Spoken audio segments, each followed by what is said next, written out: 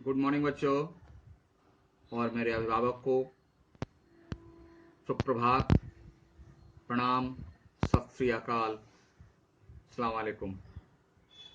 प्रिय शिष्यों, आपके सामने जो ये चित्र चल रहे हैं, इनमें हिंदी के बहुत महान साहित्यकार हैं, कोई आलोचक हैं, कोई प्रकृति के प्रेमी हैं, कोई प्रेम के प्रेमी हैं, कोई ईश्वर के प्रेमी हैं।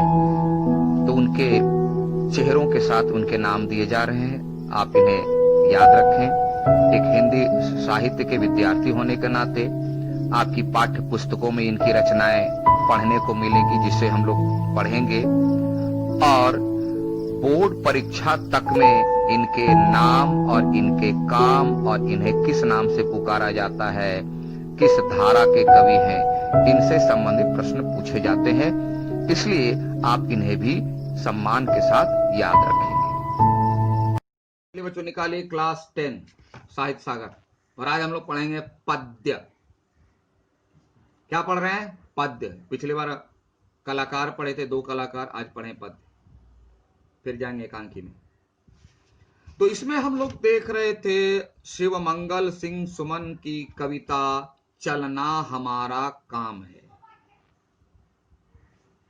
यानी कर्म करना हमारा काम है, कर्म ही पूजा है।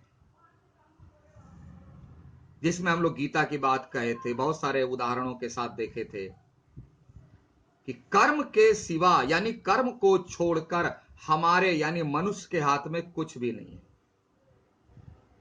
तो जब कर्म को छोड़कर हमारे हाथ में कुछ भी नहीं है, हम कुछ कर नहीं सकते, तो दूसरे काम में अपनी प्रतिभा, अपना समय, अपना धन, अपना विवेक, अपनी बुद्धि क्यों बर्बाद करें? नहीं करना है। तो सारी बातों पर हम लोग पिछले क्लास में देख चुके थे। कविता के शीर्षक का अर्थ, शीर्षक की सार्थकता और कविता की मूल भावना जो अभी बताया, अगर भूल गए तो। यानी कर्म के सिवा मनुष्य के हाथों में कुछ भी नहीं है, इसलिए सिर्फ और सिर्फ व्यक्ति को अपना कर्म यानी अपने दायित्व को सकारात्मक यानी पॉजिटिवली निभाना चाहिए, किसी को बिना हानि पहुंचाए। इसके सिवा दूसरे कार्य में अपना समय, अपनी प्रतिभा, अपना धन नष्ट नहीं करना है। गति प्रबल पैरों में भरी, गति प्रबल पैरों में भरी, यानी हमारी पैरों में यानी हमारे शरीर में, हमारे मन में अपूर्व अपार शक्ति भरी है, ताकत। मैं चल सकता हूं। आप कल्पना करें, एक तरफ एक व्यक्ति स्वस्थ व्यक्ति है, हेल्दी पर्सन है, वह सब कुछ कर सकता है। यह एग्जाम्पल है, और उसके आधार पर हम अपनी सोच को कंपेयर करेंगे। तो यहां करें गति प्रबल पैरों में भरी। पैरों का उदाहरण कि हम लोग पैर से ही चलते हैं, हम स्वस्थ हैं। एक स्वस्थ व्यक्ति जिस प्रकार पैरों से 10-10, 20-20, 100-100 किलोमीटर तक चल सकता है, गति यानी चलने की ताकत, मूवमेंट, शक्ति बहुत है हमारे पैरों में, हम 50-100 किलोमीटर भी चल सकते हैं। तो फिर क्यों रहूं दर दर खड़ा? तो जगह जगह पर जा करके मैं किसी की प्रतीक्षा क्यों करूं? मैं रुकूं क्यों? चलता रहूं। तो ये कर गति प्रबल पैरों में भरी, फिर क्यों रहूं दर दर खड़ा? मैं किसका इंतजार क्यों करूं? मेरे अंदर अपनी क्षमता है, मेरे पैर में ताकत है, मैं किसका इंतजार क्यों न चल पड़ूं? जब आज मेरे सामने है रास्ता इतना पड़ा, जब हमारे सामने इतना रास्ता है, इतना रास्ता, कितना रास्ता? पूरी जिंदगी में हमें बहुत सारे काम करने हैं, बहुत सारे काम करने हैं। तो किसी का इंतजार क्यों, प्रतीक्षा क्यों? क्यों ना हम चल पड़े, अपने काम पर निकल पड़े। कब तक? जब तक न मंजिल पा सकूं तब तक मुझे ना विराम है। तब तक, जब तक हम अपने लक्ष्य को अपनी मुट्ठी में नहीं कर लेते, तब तक हम चलते रहेंगे, रुकेंगे नहीं। रुकना तो मौत की निशानी है। सांसें रुक गई, गए। इसलिए रुकना नहीं, चलना हमारा काम है। चलना हमारा काम, यानी अपने कर्म को करते रहना, अपने दायित्व को का निर्वहन करते रहना ही हमारा काम है। अब इस तरह के काम को करने के लिए चाहिए क्या? पेट्रोल तो चाहिए, तभी तो गाड़ी चलेगी। तो एक तो भोजन चाहिए शरीर के लिए, और दूसरी ताकत चाहिए मन के लिए। क्योंकि हम लोग शरीर के लिए बहुत चिंता करते हैं, ऐसा गद्दा होना चाहिए, ऐसा कपड़ा होना चाहिए, शरीर को गर्मी लग रही है तो एसी चाहिए। लेकिन मन को क्या चाहिए, इस पर बहुत कम लोग सोचते हैं। इसलिए कभी ध्यान दिलाते हैं कि शरीर की ताकत मन की ताकत से थोड़ा सा कम होता है, यानी शरीर की ताकत से मन की ताकत की जरूरत ज्यादा है। इसलिए कवि कहते हैं, कुछ कह लिया कुछ सुन लिया, कुछ बोझ अपना बट गया। ध्यान देना, हम पूछेंगे, कुछ कह लिया कुछ सुन लिया, कुछ बोझ अपना बट गया, अच्छा हुआ, अच्छा हुआ तुम मिल गई, कुछ रास्ता ही कट गया। अरे वाह वाह बोल। कुछ कह लिया कुछ सुन लिया, कुछ बोझ अपना बट गया, अच्छा हुआ तुम मिल गई, कुछ रास्ता ही कट गया। मन की ताकत पाने के लिए हमें किसी का सहारा चाहिए। किसका सहारा? तो वही कवि कहते हैं, कुछ कह लिया, यानी हम किसी से कुछ कह सकें, अपने दिल की बात, अपने मन की बात। कहने से क्या होता है? दिल का बोझ हल्का होता है। ये बोझ कहां से आता है? भाई तो जीवन है, तो जीवन में सुख दुख तो आते ही रहेगा, ये दिन रात तो चलना है, आना ही है। तो मन में कुछ भी अगर कहीं नेगेटिव आती है तो उसे दूर करने के लिए हम अपनी बात किसी को कह देते हैं, तो दिल का बोझ हल्का हो गया। और किसी की बात सुन लेते हैं तो उसके दिल के बोझ को हल्का कर देते हैं। तो अपने दिल के बोझ को कम करने के लिए दूसरों को कुछ सुना दीजिए, और दूसरों के दुख को कम कर लिए उसका कुछ सुन लीजिए। लेकिन हमारे समाज में, हमारे इर्द गिर्द बहुत से ऐसे लोग हैं जो सिर्फ एक ही सीडी लगा के अपना ही गाना गाते हैं, दूसरों का गाना उसको पसंद नहीं आता। ये गलत है। कभी वही कहते हैं, कुछ कह लिया, अपने मन को हल्का करने के लिए किसी से कुछ कह लिया, और कुछ सुन लिया, दूसरों के मन को भी हल्का करने के लिए उनका कुछ सुन लिया, तो कुछ बोझ अपना बट गया। बट गया मतलब हमारे बोलने से हमारे दिल का बोझ कम हो गया, और उसकी बोली को सुनने से उसके दिल का बोझ कम हो गया। तो कुछ बोझ अपना बट गया, मतलब हम दोनों एक दूसरे के दिल को हल्का कर लिए, फ्रेश हो गए। अच्छा हुआ, अच्छा हुआ तुम मिल गई।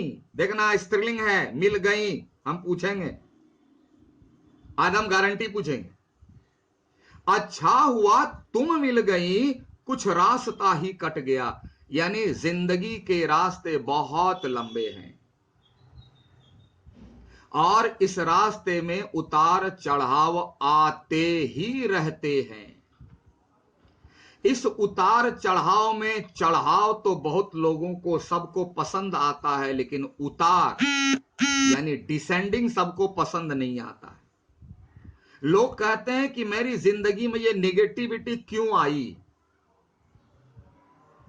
तो क्या हर समय पॉजिटिव ही होना चाहिए? इम्पॉसिबल, असंभव। क्योंकि अगर रात ना होती तो दिन के उजाले का मजा नहीं आता। अगर रात ना होती तो दिन के उजाले का मजा नहीं आता। इसलिए दिन के उजाले, सुबह की खूबसूरती का मजा तो तब है जब रात होती है। भूख में रोटी का स्वाद बहुत बढ़ा होता है। कवि कहते हैं कि इसी उतार चढ़ाव में तुम मिल गई अच्छा हुआ, चलो कुछ रास्ता, यानी कुछ देर तक के लिए मन बहल गया, दुख को भूल गए, दर्द हल्का हो गया और कुछ दूर इसी बहाने चल दिए। ट्रेन में आप चलते हो तो देखते हो ना, गप में ऐसा उलझ जाते हैं, भाई हावड़ा चलो इससे बोला, अरे पता ही नहीं चला कब हम लोग पहुंच गए। क्यों? बातों में उलझ गए थे ना। तो इसी तरह कवि कहते हैं, अच्छा हुआ तुम मिल गई, कुछ रास्ता ही कट गया। अब कौन मिल गई, आप सोचिएगा। समझ में आ रहा है? क्या राह में परिचय कहूं, राही हमारा नाम है। ध्यान देना, बहुत बड़ी बात, क्योंकि ये सारे कवि लोग हैं ना, ये चवनिया ठनिया बात नहीं कहते हैं। ऐसी बातें कहते हैं ना कि जिसका अर्थ निकालने में दिमाग का फलूदा बाहर हो जाता है, दिल का फलूदा बाहर हो जाता है, फिर भी बहुत लोग नहीं निकाल पाते। सुनिए ध्यान से, क्या राह में परिचय कहूं, बोला भाई मेरे यह तो राह यानी रास्ता है, हम तो राही हैं, आज हैं कल नहीं हैं, कल जो मैं था आज नहीं हूं, और आज जो हूं वह कल नहीं रहूंगा। तो मैं आपको अपना परिचय क्या बताऊं, मेरा तो कोई परमानेंट नहीं है परिचय, राही हमारा नाम है। बस इतना ही समझ लीजिए कि हम इस रास्ते के राही हैं, पैसेंजर हैं। नहीं, कितनी बड़ी बात। हम लोग अपने परिचय को देने में बहुत उतावले रहते हैं। मैं जानते हो ना मैं विनोद कुमार हूं, मैं जानते हो ना मैं डीएम हूं, मैं जानते हो ना मैं नेता हूं। कब तक? यह जो परिचय आप दे रहे हैं, यह परिचय कब तक के लिए है? समय हमेशा परिवर्तनशील है, यहां किसी का कोई परिचय परमानेंट अस्थाई नहीं है। इसीलिए हमें यह सोचकर चलना चाहिए। और कभी कहते क्या राह में परिचय कहूं, अरे भाई ट्रेन में तो सभी पैसेंजर हैं, कोई अमीर कोई गरीब, कोई ऑफिसर कोई धनी, कोई कुछ नहीं है। सभी किस नाम से जाने जाते हैं? पैसेंजर। कभी किसी से नहीं सुने होगा कि इस ट्रेन में इतने ऑफिसर, इतना काला, इतना काला। बोलते कितने पैसेंजर हैं, तो इतने पैसेंजर हैं, हो गया। हम लोग इस दुनिया के, इस जीवन के रास्ते के पैसेंजर हैं, जिंदगी के ट्रेन के पैसेंजर हैं। इसलिए कवि कहते हैं क्या राह में परिचय कहूं, ये तो राही हमारा नाम है। मेरा नाम भाई राही है, पैसेंजर हूं इस जिंदगी का। यही सच है, यही मेरा परिचय है। क्योंकि और जो भी परिचय तो झूठा परिचय है। जो कल था वो आज नहीं, जो आज है वो कल नहीं। चलना हमारा काम है, और पैसेंजर का काम क्या है भाई? चलना है। ट्रेन में बैठे हो, बैठे बादाम खाओ, गप करो, चलते रहो। और गप करने वाला जो है यही ज्यादा महत्वपूर्ण है, क्योंकि सफर के कष्ट का पता ही नहीं चलता कि कहां से मैंने सफर शुरू किया और कब कहां खत्म हो गया, पता ही नहीं चला। कब हमारा जन्म हुआ और काम करने में इतने बिजी रहे कि कब मैं मर भी गया मुझे पता ही ना चले। ये है सच्चा राही। तो इन 3 छंदों पर थोड़ा आप सोचिए, समझिए, विचार कीजिए, चिंतन कीजिए, मनन कीजिए। फिर तब हम लोग अगली कक्षा में मिलते हैं। तब तक के लिए have a nice day. Thank you.